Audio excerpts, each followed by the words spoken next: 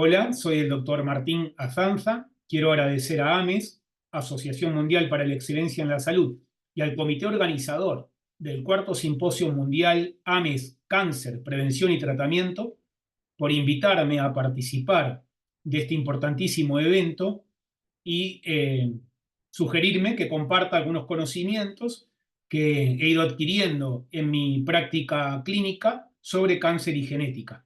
Con el propósito de que se pueda observar bien la presentación, voy a desconectar mi cámara, pero van a seguir escuchándome y voy a compartir la pantalla con mi presentación e iré comentando un poquito aquello que he graficado y que he preparado para vosotros con el propósito de amenizar un poco la conferencia.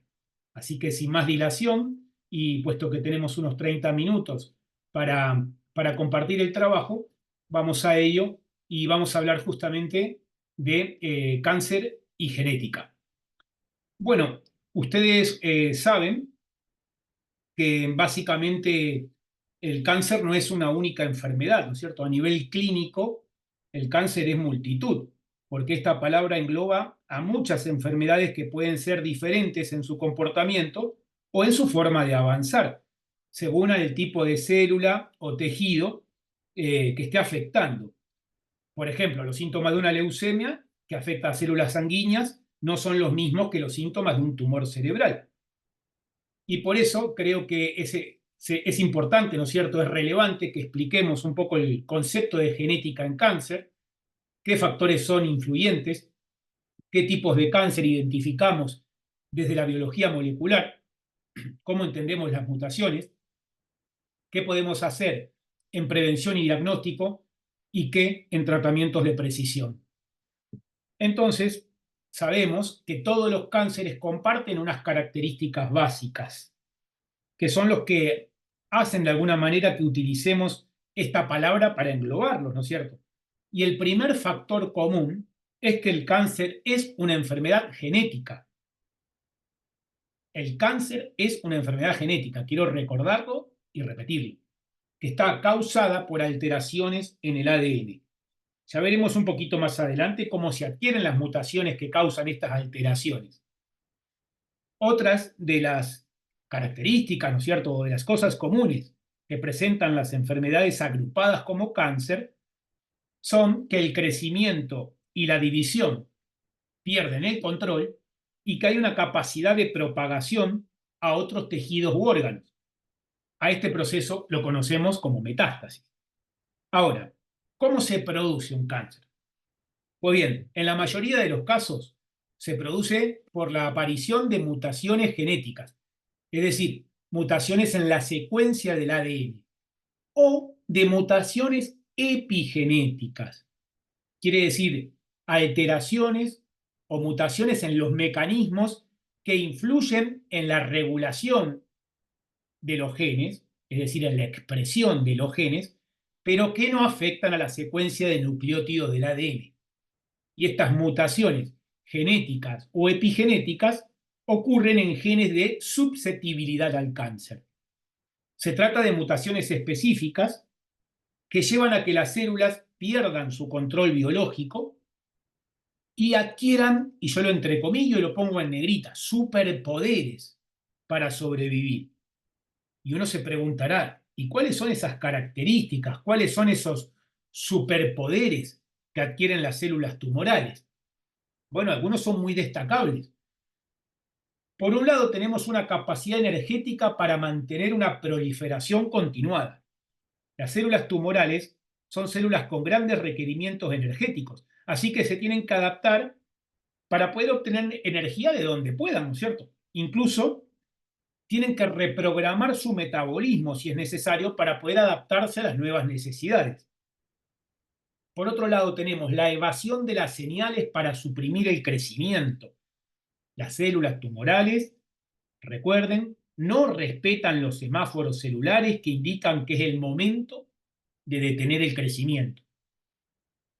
El tercer superpoder es la capacidad para evadir la apoptosis programada. Y no solo esto, es la capacidad que tienen para no verse afectada por las múltiples divisiones.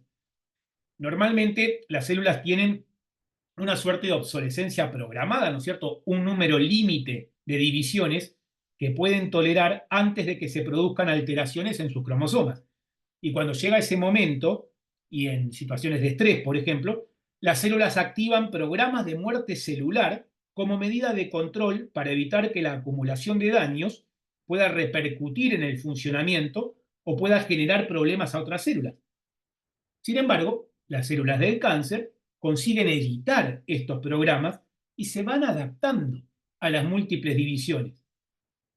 Un ejemplo sería activando la telomerasa para evitar el acortamiento de sus telómeros. El cuarto superpoder que quiero destacar y compartir con ustedes es la capacidad para inducir la angiogénesis, ¿no? La formación de nuevos vasos sanguíneos. ¿Para qué los va a utilizar la célula tumoral?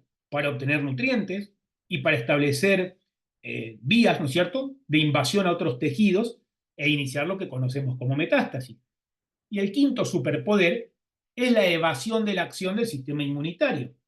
Esto es algo esencial, ¿no es cierto?, para no ser reconocida como perjudicial y que el sistema no las pueda eliminar. En resumen, aunque nuestro organismo tiene sistemas para detectar y detener a las células que pierden el control de su división y crecimiento, las células del cáncer son expertas en adquirir características para evitar estos sistemas. Está claro que no toda alteración, digamos, en la proliferación o en el crecimiento celular va a conllevar a un cáncer maligno. No todo implica malignidad. También hay que considerar que la formación de un tumor no es algo inmediato.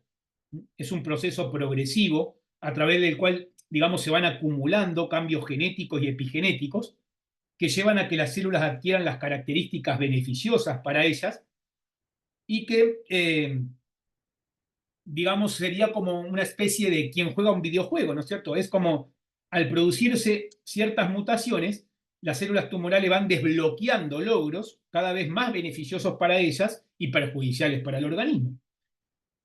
Por otra parte, tenemos que tener en cuenta que la acción de ciertos virus también puede causar cáncer, ¿no? Como el virus BV, el HTLV1, el virus del papiloma humano, el virus MCV, que son responsables de aproximadamente un 11% de los cánceres diagnosticados. Uno de los más conocidos es el virus del papiloma humano. Y uno se pregunta muchas veces, ¿cómo pueden los virus producir cáncer? Y es porque alteran el comportamiento celular y causan daño en el ADN. Por eso he puesto aquí virus y bacterias como algunos de estos factores que influyen en la aparición de un cáncer. Ya hemos comentado que todos los cánceres son genéticos y que se producen cuando la célula pierde el control del ciclo celular y adquiere otras características, digamos, ¿no? Sin embargo, no todos son hereditarios. Es decir, no significa que se transmitan todos de generación en generación. En la aparición de las mutaciones responsables de la enfermedad pueden influir muchos factores. Y aquí yo he querido compartir con ustedes cuáles son los factores de riesgo más relevantes. El consumo de alcohol, por ejemplo, aumenta el riesgo de cáncer de boca, de garganta, de esófago, de laringe, de hígado, de mama. Las dietas acidificantes promueven terrenos de acidificación para prácticamente la inmensa mayoría de los cánceres. Las personas que padecen obesidad son más propensas a padecer cáncer de mama, de colon, de recto, de esófago, de páncreas. En la actualidad podríamos decir que la principal causa de cáncer y muerte por cáncer es el tabaquismo. Por eso no debemos olvidarnos y siempre tiene que estar mencionado, ¿no? El consumo de tabaco causa cáncer de boca, de esófago, de garganta, de pulmón, de hígado, de estómago, de colon, de recto, de páncreas. Y esto es debido a que el consumo activo o pasivo, es decir, vivir con alguien que fuma y estar inhalando el humo del cigarrillo, libera ese cigarrillo muchísimos compuestos químicos que pueden dañar la estructura de nuestro ADN y nuestras células. Como acabo de comentar también, algunos virus y bacterias pueden causar cáncer. He comentado lo del virus del papiloma humano, la Helicobacter pylori también es una bacteria a considerar. Las radiaciones, como los rayos X, las radiaciones ionizantes, los rayos gamma, e inclusive estamos estudiando ya radiaciones no ionizantes como precursoras de alteraciones en el ADN que pudieran derivar en cáncer, la exposición al sol, evidentemente una exposición excesiva a la radiación ultravioleta del sol o de las lámparas solares para estar bronceado, ¿no? Puede inducir daños en el ADN de las células de la piel y pueden causar cáncer de piel. Y hay que tener en cuenta que la edad y los factores genéticos hereditarios de predisposición a desarrollar cáncer, en este caso, serían los dos que no son prevenibles, ¿verdad? Pero todos los otros factores de riesgo se pueden prevenir y se deberían de prevenir. En cuanto a los tipos de cáncer, estamos acostumbrados a clasificar el cáncer según el tejido donde se produce, pero a nivel molecular entendemos otra clasificación. Hay ciertos cánceres de diferentes tejidos que comparten las mismas alteraciones moleculares y que son más parecidos biológicamente entre ellos que con otros tumores del mismo origen. Si consideramos cuál es el origen genético de la enfermedad, entonces hablaríamos de cáncer hereditario, de cáncer familiar y de cáncer somático. El cáncer hereditario es aquel que se produce debido a la presencia de mutaciones germinales, es decir, en los gametos, en genes de susceptibilidad al cáncer. Es el menos frecuente, ¿no? Representa alrededor de un 5% de todos los cánceres. Este tipo de cáncer, o más bien la susceptibilidad a padecerlo, puede ser transmitida a la descendencia, por eso se llama hereditario. Hablamos de susceptibilidad porque la transmisión de la mutación no implica que la persona portadora vaya a desarrollar irremediablemente el cáncer. Hay aquí factores epigenéticos, como el del estilo de vida, por ejemplo, que pueden influir en su aparición. Dentro de los síndromes de cáncer hereditario, destacan el cáncer de mama y ovario hereditario, que están causados, entre otras, digamos, por mutaciones en los genes BRCA1 y BRCA2. Y también el cáncer de colon familiar, que está causado principalmente por el gen APC. ¿Cuándo sospechamos que puede existir un síndrome de cáncer hereditario? Lo sospechamos si observamos alta incidencia de cáncer en la familia, varias generaciones afectadas en la familia, una edad de diagnóstico de cáncer por debajo de lo habitual y un cáncer bilateral que se presenta, por ejemplo, en ambos pulmones. En el caso del cáncer hereditario, cuando se le diagnostica a un paciente, es importante considerar que puede haber otros miembros de la familia afectados. Una vez diagnosticado un cáncer hereditario, es importante conocer la causa genética, porque eso nos permite evaluar el riesgo de transmisión a la descendencia. Y esto no es posible en otros tipos de cáncer que no siguen patrones de herencia concretos. Por eso nos resulta útil esa información. Los cánceres familiares hacen referencia a la observación de una agregación de familiares con cánceres de distinto tipo que apunte de alguna manera a que exista una susceptibilidad genética hereditaria, pero donde no se identifica un gen concreto como responsable. Y esto representa entre un 15 y un 20% de los casos totales. Por último, los cánceres del tipo somático son los más frecuentes. Se producen por mutaciones adquiridas por la persona durante su desarrollo o a lo largo de su vida. Esto quiere decir que las mutaciones causales no se transmiten a la descendencia y que se producen por, digamos, errores en la maquinaria de replicación del ADN de la célula o por la acción de agentes externos, como, por ejemplo, la radiación ultravioleta u otros agentes cancerígenos. Respecto de las mutaciones en cáncer, es importante, porque lo hemos repetido, ¿verdad? Importante valorar que el cáncer es una enfermedad genética, producido por alteraciones genéticas o epigenéticas, pero uno se pregunta entonces cuáles son las mutaciones, dónde se producen, cuáles son más importantes. Hay que recordar que no toda mutación o cambio en el ADN tiene un efecto negativo. Por lo tanto, no toda mutación en el ADN de una célula va a derivar en un cáncer. Las mutaciones importantes, las que pueden causar mayores problemas en relación con el cáncer, son aquellas que ocurren en los genes relacionados con la reparación del ADN o con el crecimiento o con el ciclo celular, ¿no es cierto?, en general. Y básicamente son las mutaciones que contribuyen, digamos, a que las células tumorales adquieran esos superpoderes que comenté. Por ejemplo, una mutación que comprometa la función del gen responsable de controlar el ciclo celular y enviar la señal de esta célula no puede dividirse, puede facilitar que la célula siga dividiéndose cuando no le corresponda. Es como si se rompieran los frenos de un coche, digamos, ¿no? Y gracias al trabajo de muchas investigaciones e investigadores y de sus equipos, hoy en día conocemos muchas de las mutaciones habituales que hay en cáncer y muchos de los genes que cuando están alterados pueden influir en la aparición o en el avance de la enfermedad. Sabemos, por ejemplo, que cuando algunos genes que intervienen en la proliferación y crecimiento celular sufren ciertos cambios estructurales o funcionales, se comportan como genes malos, digamos, ¿no? Que en lugar de controlar que todo vaya bien, promueven el caos y el desarrollo de procesos tumorales.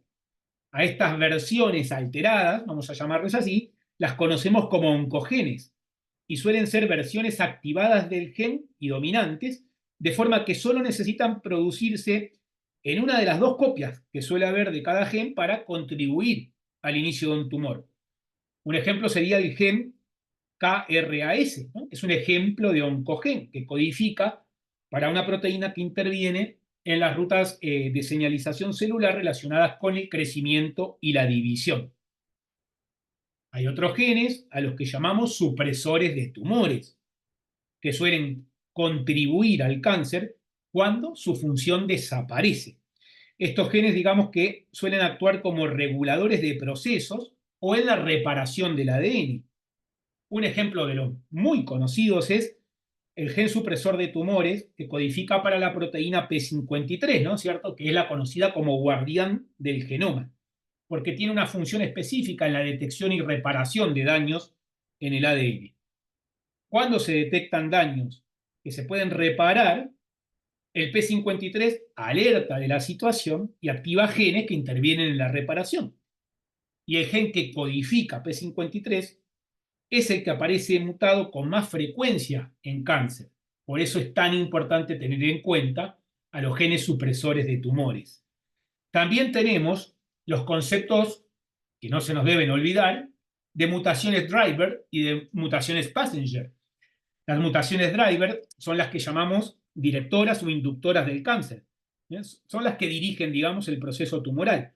Es un tipo de mutación que proporciona a la célula la ventaja o el superpoder este que comentamos, por ejemplo, la capacidad para evadir el sistema inmunitario, ¿no? O para inducir la angiogénesis. Por ejemplo, las mutaciones activadoras de oncogenes son mutaciones driver, ¿no? O llamadas directoras o inductoras.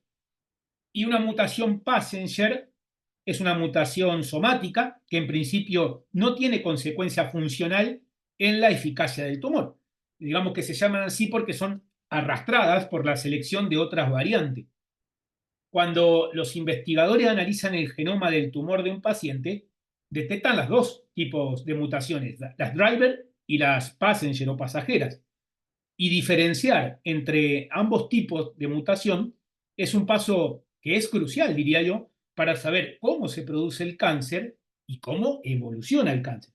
Y también para desarrollar aproximaciones terapéuticas, porque el objetivo principal va a ser actuar frente a las mutaciones driver.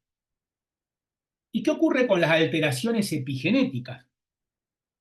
Bueno, esto es muy importante, ¿no? Las células tumorales no solo presentan mutaciones que afectan a la secuencia del ADN, también suelen presentar alteraciones epigenéticas, por ejemplo, patrones de metilación, modificación de las histonas, que contribuyen a la biología del cáncer. Y estos cambios influyen en la expresión de los genes y en el desarrollo o avance del tumor, pero no influyen en la secuencia de ADN. En los últimos años está creciendo, la verdad, el interés en que todos identifiquemos estas alteraciones porque nos pueden servir para desarrollar tratamientos dirigidos a ellas. Algunas terapias dirigidas a las modificaciones epigenéticas ya han sido aprobadas, ¿no? Una de ellas es Vidaza, que es un fármaco inhibidor de la metilación, que resulta tóxico para las células en división que no responden a los mecanismos de control del crecimiento, ¿no? Como es el caso de las células tumorales. Y además de su papel en el desarrollo de tratamientos, las alteraciones epigenéticas nos pueden resultar útiles como biomarcadores para detectar el cáncer o para informar sobre la evolución del tumor o la respuesta que pueda haber hacia una terapia. Por ejemplo, como los patrones epigenéticos de cada tipo celular son específicos, se pueden analizar el ADN de un tumor secundario o de una biopsia líquida para determinar el origen inicial del cáncer. Recordemos que en la biopsia líquida analizamos la presencia de ADN tumoral liberado por las células del cáncer al torrente sanguíneo. Las células tumorales, entonces, derivarán en una célula en un tejido e independientemente de si han dado lugar a tumores en otros tejidos, mantendrán el perfil epigenético original. Y esto es lo importante aquí, ¿no? Hablamos también de importancia de la genética y de la genómica en oncología, ¿no? Siendo como lo es el cáncer una enfermedad de origen genético, el desarrollo de la genética, de la epigenética y de la genómica, en esta última década sobre todo, ha sido y es un factor clave para impulsar la investigación y para empezar a contar con aplicaciones directas en diagnóstico y manejo. Y gracias a diferentes proyectos y consorcios, ahora sabemos que en la aparición y desarrollo del cáncer intervienen alteraciones en el ADN que afectan al funcionamiento celular. Sabemos que los tumores son poblaciones heterogéneas de células donde conviven células tumorales e inmunitarias. Sabemos que el ADN, el ARN y los perfiles epigenéticos de las células tumorales de una persona pueden proporcionar información útil sobre el tipo de cáncer que padece. Y sabemos que existen perfiles genéticos concretos en algunos tipos de cáncer que pueden ser utilizados con diferentes fines clínicos. Además, en los últimos años se han derivado múltiples aplicaciones de la genética en la práctica oncológica. Por ejemplo, la estimación del riesgo a desarrollar un cáncer. Al igual que ocurre, digamos, con otras enfermedades, ¿no es cierto? Por ejemplo, las neurológicas o las cardiovasculares, el genoma que una persona hereda de sus progenitores puede ser evaluado para estimar cuál es su predisposición genética de fábrica, vamos a llamarlo así, a desarrollar un cáncer. La precisión y relevancia de la estimación que se haga depende del tipo de cáncer. En el caso, por ejemplo, del cáncer hereditario, la identificación de una variante que confiere un elevado riesgo a tener un cáncer puede tener una importancia fundamental y puede facilitar que la persona afectada se haga más chequeos o se someta a cirugías profilácticas, como esta actriz conocida de Hollywood, ¿no es cierto?, Angelina Jolie. Esta actriz había perdido a su madre, a su abuela y a una tía por cáncer y era portadora de mutaciones en el gen BRCA1. Entonces, ella misma tomó la decisión de someterse a una doble mastectomía preventiva. Y posteriormente, a raíz de la detección de signos tempranos de cáncer de ovario, también se sometió a una doble ovariectomía preventiva. Por otra parte, la detección de variantes de riesgo siempre implica que otros familiares puedan estar afectados también. Para los cánceres no hereditarios, la estimación del riesgo siempre va a ser más complicada, porque conocemos algunas variantes de predisposición. Y en este caso la aplicación clínica realmente está menos clara, ¿no? En cuanto a la prevención del cáncer, ¿cómo contribuye la genética en la prevención? Pues en primer lugar hay que considerar que cada persona puede tener una predisposición genética de fábrica, como decía yo, ¿no?, de serie diferente. Esta predisposición es especialmente relevante en los en los casos de cáncer hereditario. En estos casos, conocer el riesgo puede ayudar a establecer un protocolo de acción dirigido a detectar el cáncer lo antes posible. Hay que tener en cuenta que en la actualidad hay muchas investigaciones dirigidas a mejorar la prevención del cáncer no hereditario. Por ejemplo, estudios que evalúan cómo afectan los factores ambientales o el estilo de vida al ADN, es decir, estudios epigenéticos y epigenómicos. Y eso es importantísimo. Aunque es un área todavía en investigación, la secuenciación del ADN podría detectar lesiones premalignas a través de la identificación de los patrones de mutación característicos en fases previas al cáncer. Y en cuanto al diagnóstico del cáncer, también es importante considerar que gracias a la caracterización molecular y genética que se ha realizado en los últimos años de muchos tipos de cáncer, se sabe que algunos de ellos están asociados a cambios genéticos concretos. Y esto nos permite un diagnóstico más preciso. Por ejemplo, lo que hace unas décadas considerábamos un cáncer de pulmón, ahora puede ser un cáncer de pulmón no microcítico con mutación en el gen EGFR. Entonces, esa es la utilidad que tiene el diagnóstico genético o molecular. Normalmente se realiza una biopsia al paciente en la que se toma una muestra de tejido sano, una muestra de tejido tumoral también, se compara el ADN obtenido del tumor con el ADN del tejido sano, que se corresponde, ¿no es cierto?, con el recibido de sus progenitores. Y cada vez más cobran interés las biopsias líquidas, como comentaba, basadas en la detección en sangre de fragmentos de ADN tumoral liberados al torrente sanguíneo o a otro fluido por las células del cáncer cuando éstas mueren. Hay otra versión de biopsia líquida que analiza directamente la célula tumoral circulante, que son células que se han separado del tumor al que pertenecen. Tienen la ventaja las biopsias líquidas de que no resultan tan invasivas como otro tipo de biopsia y que proporcionan una visión de lo que ocurre en el organismo en el momento en que se toma la muestra. Pero tienen como desventaja que la cantidad de ADN tumoral es baja y esto presenta limitaciones técnicas. Bueno, podemos clasificar entonces los tumores y estratificar a los pacientes. Además de facilitar el diagnóstico, cuando conocemos las características genéticas de un tumor, ampliamos el número de variables o criterios que se utilizan para clasificar el cáncer. ¿Y en qué ayuda a mejorar la clasificación? Que los pacientes están mejor caracterizados y esto puede derivar en tratamientos más específicos. Además, se facilita el diseño de ensayos clínicos que evalúen aproximaciones terapéuticas o tratamiento. Por ejemplo, el cáncer de mama es de utilidad aquí como ejemplo de genética en la clasificación de tumores. Se pueden diferenciar 4 subtipos principales de cáncer de mama según los niveles de expresión del receptor de estrógenos, del receptor de progesterona o del factor de crecimiento epidérmico humano 2. A los pacientes de cada subtipo se les asigna entonces un tratamiento específico. Y es esto lo que abre las puertas a los tratamientos de precisión. La clasificación genética del cáncer abre un abanico de posibilidades terapéuticas, algunas de las cuales ya se utilizan en la práctica clínica.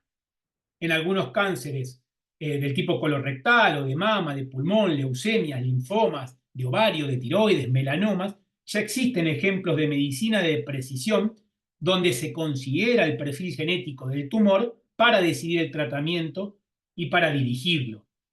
Hay fármacos, por ejemplo, gefitinibib, basado en un inhibidor de una proteína asociada a EGFR, que se utiliza en pacientes con carcinoma de pulmón no microcítico con mutaciones activadoras en ese gen concreto. El mayor reto en el desarrollo de las terapias de precisión, de estas terapias dirigidas a célula tumoral, es identificar los mecanismos y los procesos específicos de las células tumorales y evitar que estas células utilicen esos superpoderes que hemos comentado para evadir la acción de estas terapias. Esta es toda la bibliografía y las fuentes consultadas para esta exposición. Nosotros humildemente trabajamos con ciencia, conciencia y amor.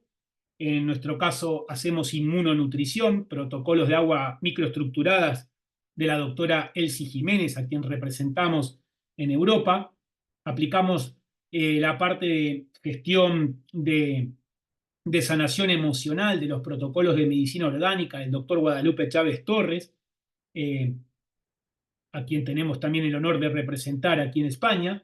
Tenemos nuestros propios protocolos de detoxificación con glutatión reducido en nanopartículas y fitoterapia o medicina ortomolecular. Utilizamos en consultas los ESDIAs, que son escaneos biofísicos avanzados. Esto nos permite trabajar también con frecuencias de armonización celular para energizar las células y tejidos que requieran ser reordenados celular y molecularmente. Utilizamos test de moduladores epigenéticos analizando hebras de cabello en nuestro laboratorio de Hamburgo para determinar cuál es el perfil de nutrición celular del paciente, cuál es el perfil de estresor celular, es decir, de contaminantes, de químicos, de metales pesados, de hidrocarburos, de radiaciones ionizantes y no ionizantes. Obtenemos las tablas metabólicas para saber dónde tenemos que aportar los nutrientes. Sacamos los factores de permeabilidad intestinal para poder comentar con el paciente qué alimentos deberá evitar, también su sensibilidad celular a aditivos, y evidentemente le proporcionamos una alimentación personalizada en base a su modulación epigenética con el propósito de optimizarlo nutrimentalmente.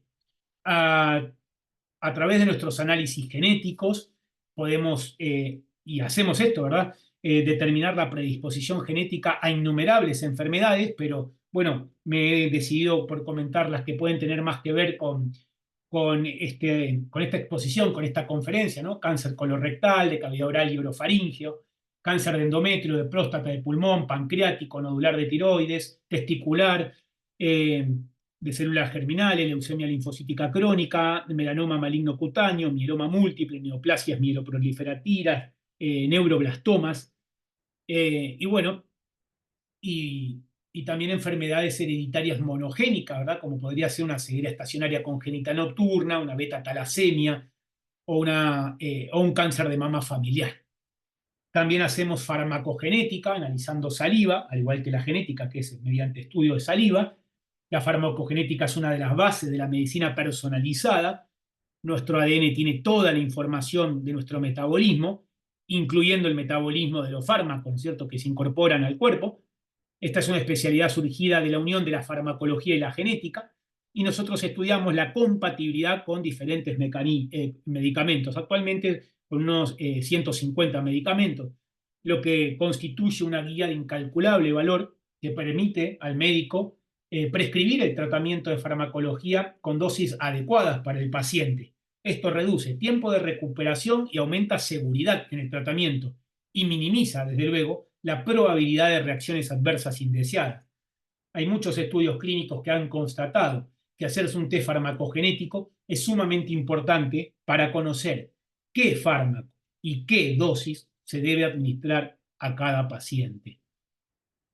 Bueno, por último, quiero recordar algo que digo en mis conferencias, que más allá de la biología molecular y de la genética clásica, A, de amar con el alma y corazón, de despertar del letargo de toda la información que nos intoxica, y N, de nutrirnos de emociones y alimentos saludables, son el verdadero ADN de nuestra naturaleza humana y divina.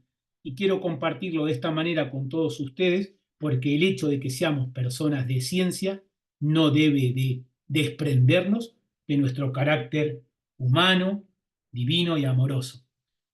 Bueno, espero que Dios les bendiga a todos. Les agradezco muchísimo por estos 33 minutos. Dejo de compartir la pantalla para volver a ponerme en cámara. Les abrazo fraternalmente a todos y espero que esta información y esta conferencia haya sido de vuestro agrado y de vuestro interés. Dios les bendiga. Hasta pronto.